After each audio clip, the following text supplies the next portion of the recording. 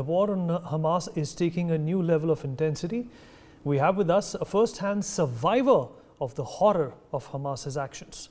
Tal Hurtav is a British-born Jewish Israeli citizen whose first encounter with Hamas came in the year 2010, when she was working as a tour guide and was kidnapped by terrorists and held for 30 minutes, where she witnessed the death of Christine Lucan at the hands of terrorists.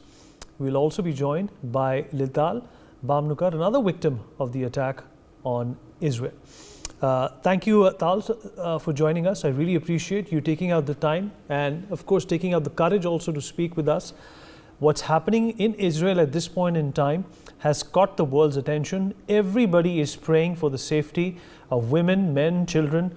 There should not be a loss of life, and what happened on the 7th of October is indeed barbaric. But when you heard about this incident taking place in Israel, you witnessed something similar in 2010.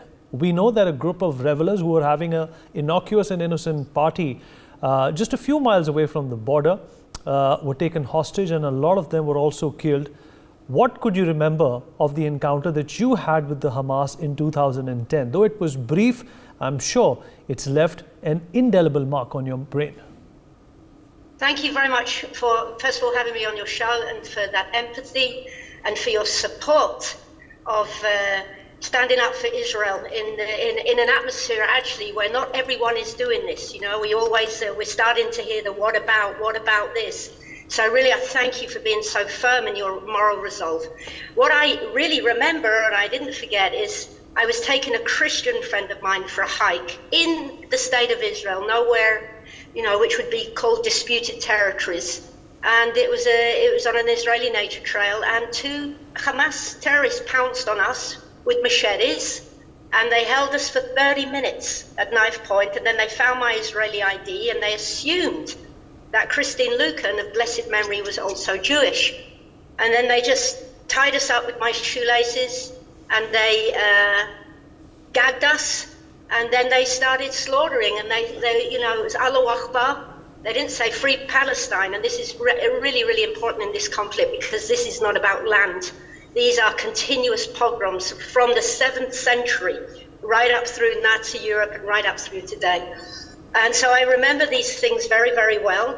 And when the terrorists were apprehended, there's a footage actually of Israeli movie, documentary, where you see the Israeli police interviewing the perpetrators, and they said to them, well, why did you choose this place? And they said, we wanted to kill.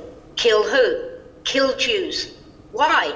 Just because. That is verbatim, and I'd be very happy to send you that footage from the documentary. So let's put things in proportion here. First of all, this is something that's continued for centuries. This is the world's oldest unleashed hatred rising against my people, and it's not new. And I'll tell you something else.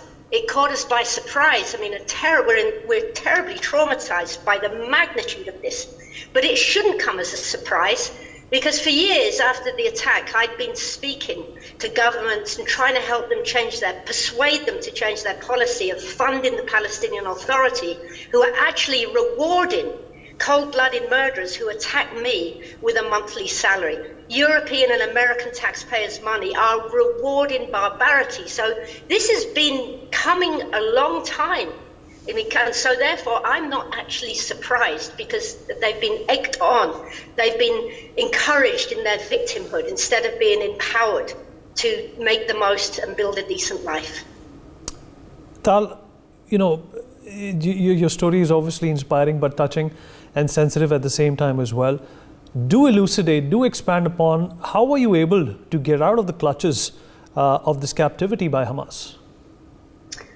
Okay, well, first of all, when we were hiking, I'd seen two men from afar, and then they called out and they asked me in Hebrew, the Israeli language, they asked me in Hebrew if I have any water. Now, they're quite far away, and I thought maybe it's a robbery, so I just said, no, I wish, and they went away. Now, I had a little tiny penknife with me, which I just took out, and I was feeling uneasy about a robbery, so I just told Christine, let's get back to the car. And we got up and were immediately rushing back through the nature trail, through the forest. And she's behind me, and she screams, and when I turn around, the other one jumps on me. Now, in that tussle, that struggle, I managed to stab one of them in the nuts. And that's important because although obviously it wasn't a terrible wound, first of all, his DNA on my sleeve, in my blood-drenched sweater, was enough for the police to apprehend them afterwards. How did I actually get out of that situation? Well, first of all, when they started butchering, one was slaughtering Christine and the other was trying to slaughter me.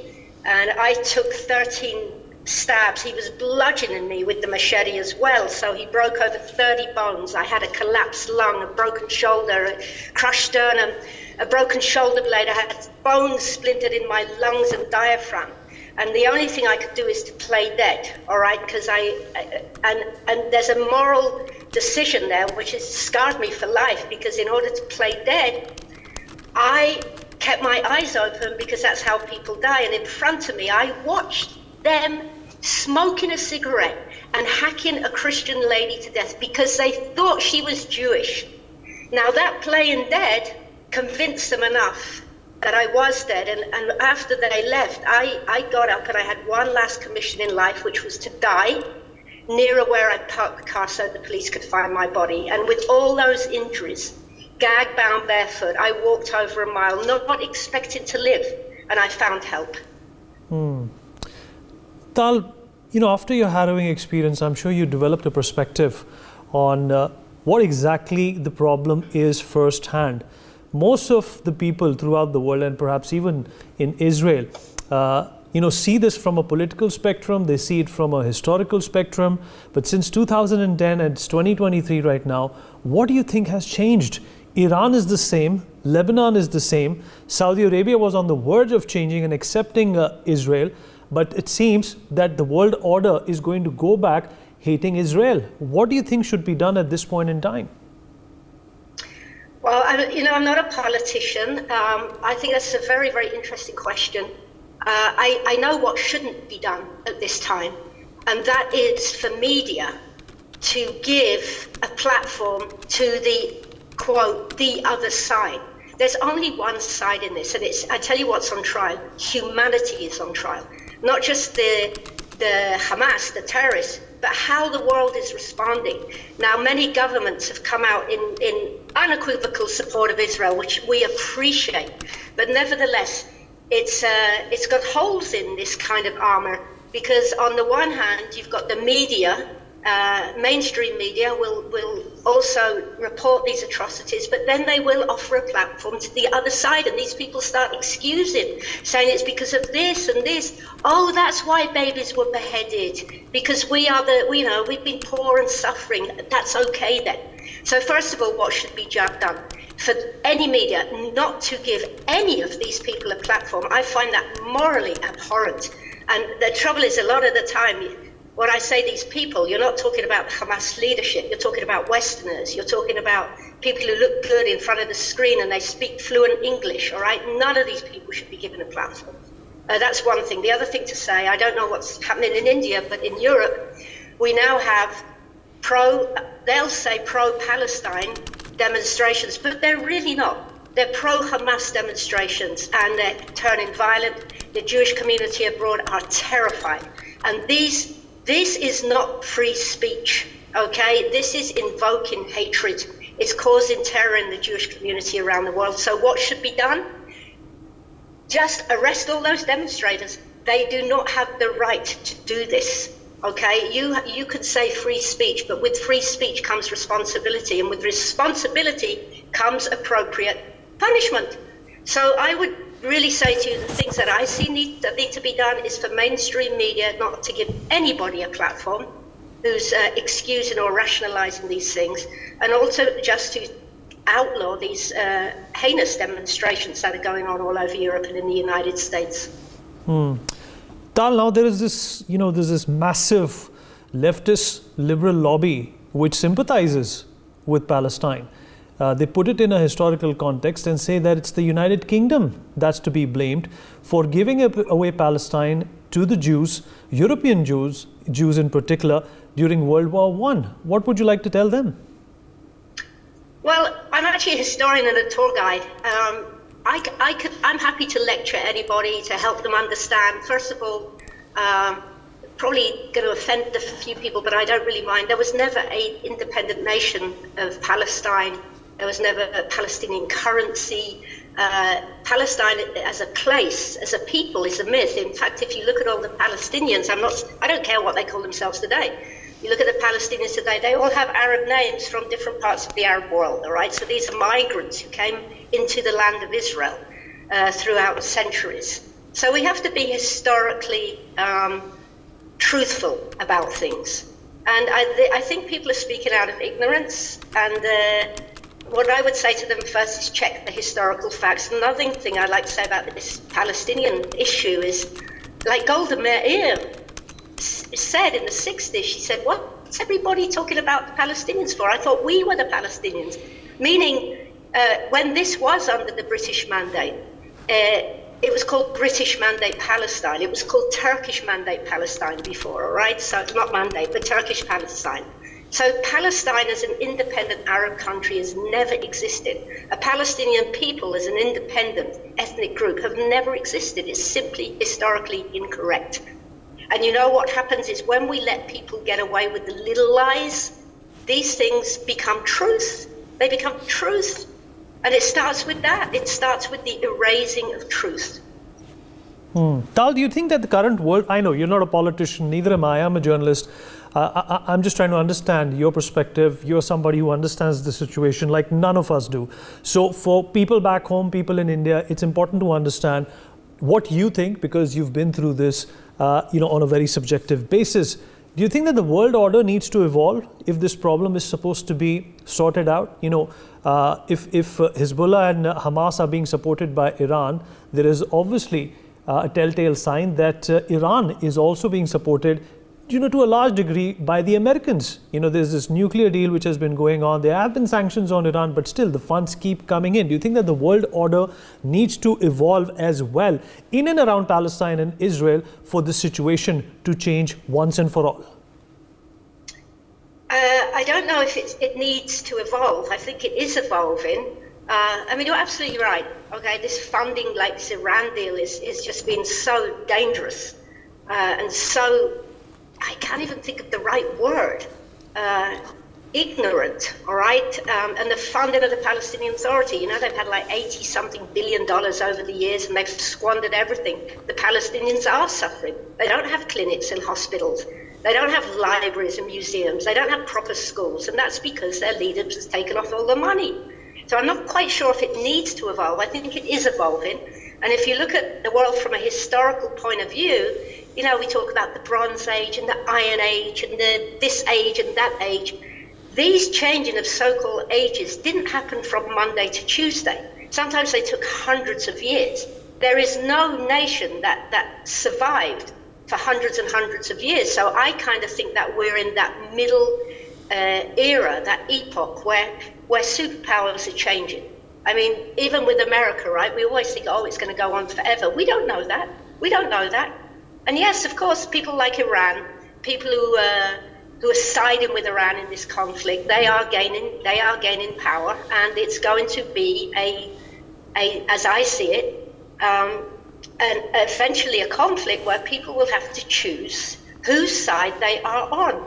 And it is a matter of taking sides. It's a matter of taking sides, of being on the right side, of being on the side of good as opposed to evil, as being on the side of light as opposed to darkness. And all these nations, these tyrannical nations, such as Iran, all right, and the Hamas, not that they're a nation, all these people funding terrorism. It's time to call these people out for what it is and not keep finding the moral equivalent and trying to help out people who are living in darkness and doing wicked deeds. And let me tell you something else. There's a saying in the Talmud, our Jewish literature, and it says this: he who is kind to the cruel will be cruel to the kind. And that's exactly what happens. If you are going to give kindness and money to evil people, those evil people will eventually, going to use that same naively given resources to pour out their wickedness on the innocent. And that's exactly what we're seeing today. that these funding of the Iran deal, the funding of the Palestinians by these well-meaning nations, this is what has brought that on. You're absolutely right. You know, Tal, it started with the South Israel when the Hamas attacked, unsuspecting Israelis at 6 a.m. on 7th of morning. Then, of course, more attacks were precipitated by Lebanon, by the Hezbollah. And now what we're getting to know that, there are instructions from Damascus as well in Syria to attack Israel as well. So, Israel in more or less ways is in a situation which India has also found itself to be. We have Pakistan on our right, we have China on our north. Yes. Both are in fact sworn adversaries of India. Do you think, considering the situation and the sensitivity and the risks at hand, Israel could have been better prepared when it came to these attacks? Because if you are living with an enemy, you have to be on your guard. Do you think there was intelligence failure? And this is also a big lesson for the Israeli government. I know there is pressure on Netanyahu from the opposition as well. The judicial system went for an overhaul for which he was admonished and criticized. But that does not mean that lives can be risked. You're absolutely right. And, we have generals, there's not many politicians actually appearing on television at the moment, which is very interesting. But we're pulling together as a people. The people, my Israel, it's the villagers, it's the kibbutzniks, it's the kids who are delivering pizza one day and then called up to the army the next. As a people, we're going to get through this. Was there an intelligence failure? There was a failure on every single level. And any general who's appearing on television are saying that. I don't know what happened. I'm not a military person. It's a catastrophe. Failure from a political point of view, failure from an intelligence point of view, failure from a military point of view. It's an absolute disaster. Okay, now the other thing to say about that is, for us as Israelis, we know that. And the rhetoric that you hear on the media is, yes, there will be heads rolling after that. People need to be held to account, but this is not the time to do an inquiry into how our intelligence fails. First of all, we have to and we will win this war, and then we're going to see what happened. Tal, also, before we let you go, what's your message for those people who have, lost loved ones because of this barbaric and this cowardly and dastardly attack? And what is your message for the survivors as well? Because just like you, they also must have developed a very profound and deep perspective about this lingering situation. Well, that's a very beautiful philosophical question. I think it's too early for them to have developed any kind of perspective. These people are still deeply traumatized. I know what was helpful to me. I don't think I have a message, but I know what was helpful to me. I didn't want people giving me advice. I just needed to know people were there. And we're at a time where we're seeing this savagery, and what we are seeing, it doesn't have a language. We cannot put words to it. The only thing that we hear all the time, right, is, I'm so shocked, I'm so shocked. What savagery, what this. But there is not a language that deals with this kind of human behavior. So the lack of language also restricts me to give any kind of advice. I don't have advice, I don't have a message. I can only say, to a certain extent, I do know what you're going through, and your life will be changed forever, and it is going to be a road of hell back to life. But we can do it, and we will do it, and we will do it as a nation, we'll do it as the state of Israel, and we'll do it as a Jewish people worldwide, and we're going to do it with the help of friends like you. And I have to tell you, India is remarkable. I follow people on Twitter from India, unresolvedly backing Israel, not excusing anything. So I would like to say, as a Jewish Israeli, thank you, India, for standing up for truth. Thank you for standing with Israel. Tal, will always continue to do that because Israel and India believe in the same philosophy. Religion is not to be fought over. Religion is to be adhered and is a platform that should be used to make people better human beings. I appreciate you taking out the time and speaking with us, and thank you. You're very courageous, and I hope I have a conversation like the one I had again with you. Thank you so much for taking out the time, and all the best. For more such videos, subscribe to the newsX YouTube channel, hit the bell icon.